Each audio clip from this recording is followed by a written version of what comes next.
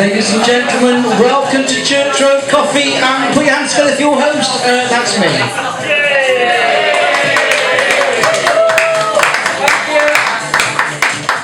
And just stop clapping whenever you feel like it. I mean, don't even wait till I get to the mic, just stop. Okay, just give up, basically, that's what's happened there, isn't it? You've just given up the ghost.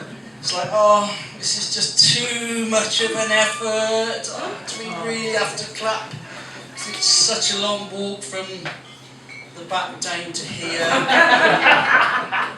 And we've got a few empty seats, so that there might be some people coming in and tripping over your feet. So I'll apologise in advance for them. So, are we all well? Yes. So, welcome to this meeting for the 2026 Saga Cruise. That's what I've got to be honest, that's what it feels like, looking round. It's like, we've got different divisions within the room, haven't we? We've got a smattering of young people. And that I know, and then we've got, you're sort of in the middle, aren't you? 30s. And then we've got everybody else just walking down Sniper Alley waiting for the next bit of bad luck or illness to befall us. That should be allowed in Bishop's Cleeve, surely, God.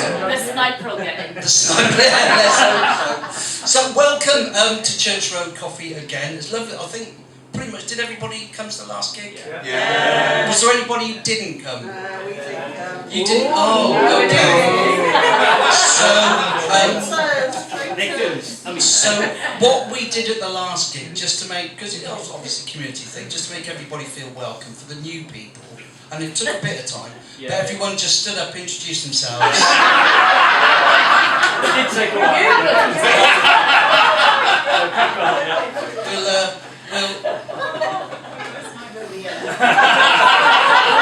We're not moving on till you do.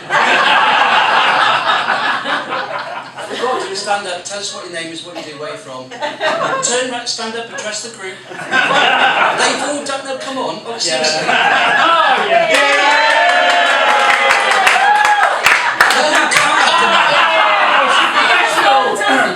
So welcome to show business. I'm my sister, Rachel. Yay! I'm from Bishop's Cleeve, and Rachel still lives in Chatham. That's lovely.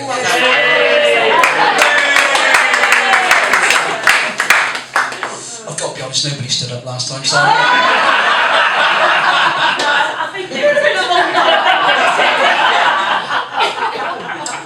Sorry. That wasn't very kind, was it? Really? No, it wasn't. So who was the other new... Was it These two. I seem to remember you were dropping people in it last time as well. We're in the front row. Very keen to drop people in it. So since just tell you the format. So what's going to happen tonight is we got myself just doing sort of 10 minutes chatting and new stuff at the top, and then we've got two brilliant acts. We'll have your first act on, who's going to do about 25 to 30 minutes, then we'll have an interval, then we'll have your other act who's going to do 25 to 30 minutes, and then that's it. With a bit of luck, we'll all be done by 9 o'clock. Cocoa time. Probably will, won't it? It probably will be. Yeah, 14 will be ready. Which by looking at a lot of you will be quite a late night. You're ahead, yeah. Shall I just give you the mic and you make your own jokes out of it? Are we all warm enough in here? Because we have a lady in the room who was... I'm warm now. Are you warm now? Because you were complaining earlier on, weren't you, about the cold and your... Was it your Caribbean culture and then that's it. your parents moved to the UK when you were young, bringing you to this desolate part of the... I was born here, thank you. I know you were born, yes. Were you born in... Was it Cardiff, you said? Cardiff. And how long have you been up living in a posh place? She's stuck up around here for me. I haven't got any friends. Not anymore. Not now.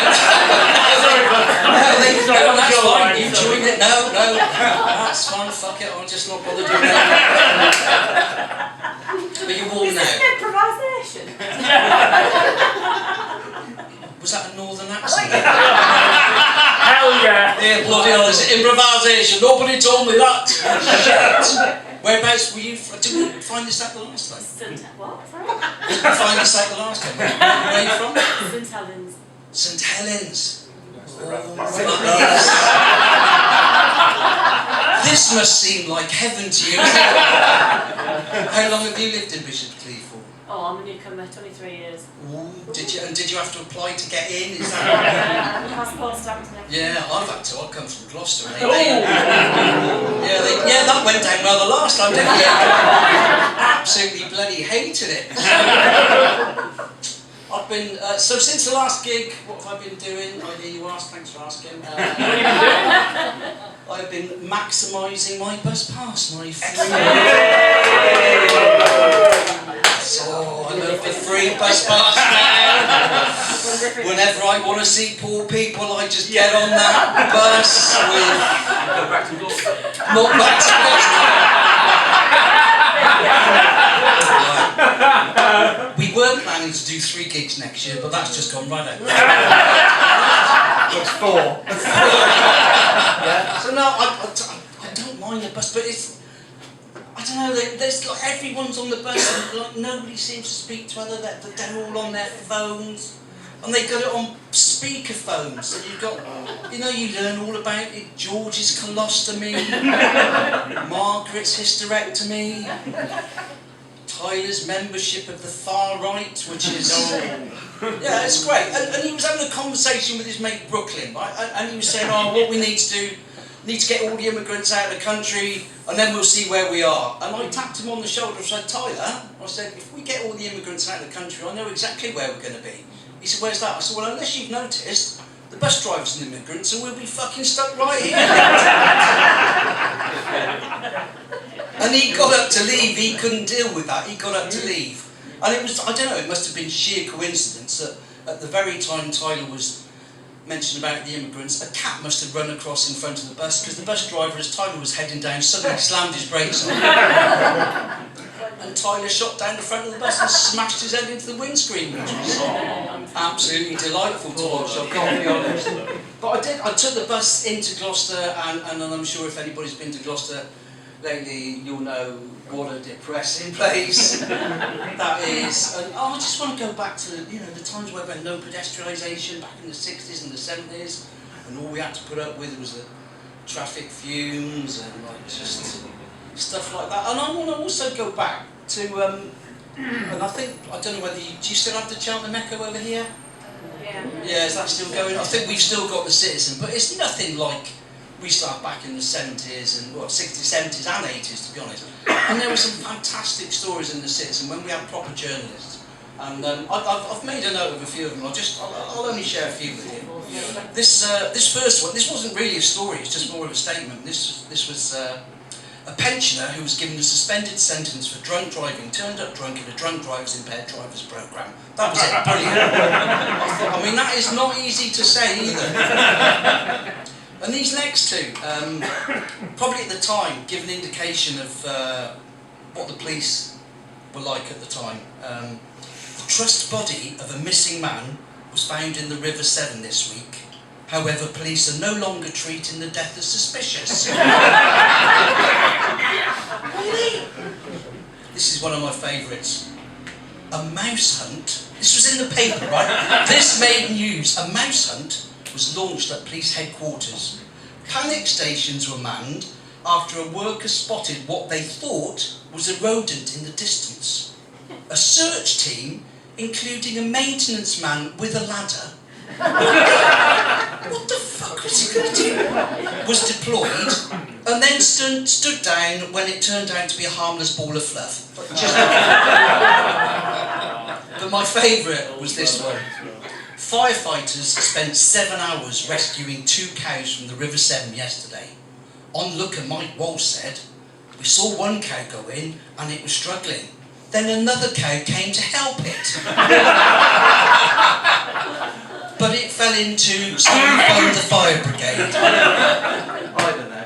And just walking around Gloucester and looking at people, I've sort of come to the conclusion, I don't know if it's an age thing, whether it's not particularly tall or ginger, but I've got no tolerance of people anymore. I have tried to blame it on my height and colour to try and get away with it. And I think, honestly, it's genuinely got something to do with it. Because on Channel 5, about 2-3 years ago, there were 2 documentaries, one after another, right? The first one was called Angry Little Men, and the second was called Fuck Off, I'm Ginger. So it's just, but I don't know whether it is an age thing. Do we find we're less tolerant of people? Yes. Yeah, absolutely. And I don't know, certain people wind me up. I get wound up watching The Chase and Who Wants to Be a Millionaire. If people don't say please and thank you on that, right? I get wound up with shop assistants who are just downright rude, who can't be asked. But by the same token, I get wound up with shop assistants who were too keen, right? We came into Cheltenham last week. We went into Jack Will's. I've not even stepped through the door, and this girl just jumped out. Hiya, guys! And then she looked at me. She said, I don't think we're going to have anything to fit you in here, sir. And that's bloody harsh, because obviously to shop at Jack Will's, you've got to have an eating disorder, haven't you? And that's... When I wrote that joke, I thought that would go down far better, so that one's not staying in. People who say fucking hollybobs instead of holidays, that winds me up beyond belief. White kids who think they're black with their stupid speak. Kids on electric scooters. Old people on mobility scooters. You take your life in your hand. In Gloucester, if you go to the Cross and walk down Eastgate Street, you will see old age pensioners tearing down as if that's Formula One. Like, you know, it's just shocking. But the people that wind me up more than anything are dog owners. I've got to be honest, right? Now listen, hang on, hang on. Let me temper that. I'm a dog owner myself, okay? But I have got a proper dog, right? I've got an Irish Terrier, proper dog, and it's the dog owners that don't pick up after their dog done a poo. That really winds me up. And I'm sorry to say, I've done a survey, and it does tend to be the owners that have got the cavapoos, cockapoos, labrafucking-doodles, whatever they are in this world.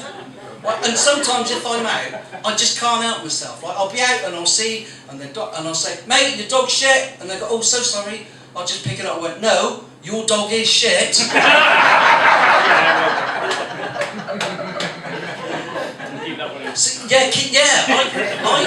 I tried that on my wife this afternoon, and she thought that was rubbish. But that's worked twice now. So we have got a dog. We've got an Irish Terrier. We've had him since the pup, and I don't know if you know much about the Irish Terrier, but they're a terrier to start with, so they are particularly stubborn, and he has been a handful. And he was probably, I don't know, about 3-4 months old, and we had some friends round Sunday afternoon, ran the barbecue in the garden, and I was inside doing something, and from outside, my wife, and we had some friends around, and they had a 11-year-old daughter, and all of a sudden, the wife shouted out, Nick! The dog's got the rabbit in his mouth! And oh God, I ran out expecting the worst, and I thought, oh my God, this poor 11-year-old, she's going to be horrified. But luckily, she had seen a sex toy from Ann Summers before, so...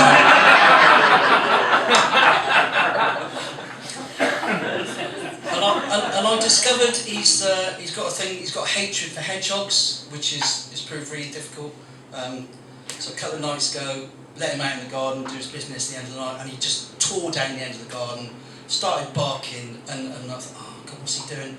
So I went out with the torch, had a look, and he just stood over this poor little hedgehog, and it was shaking. He wasn't attacking it, but he was just really barking it, and the hedgehog was scared, and I went to pull him off, and he growled and went to bite me, so right, I'm not having that.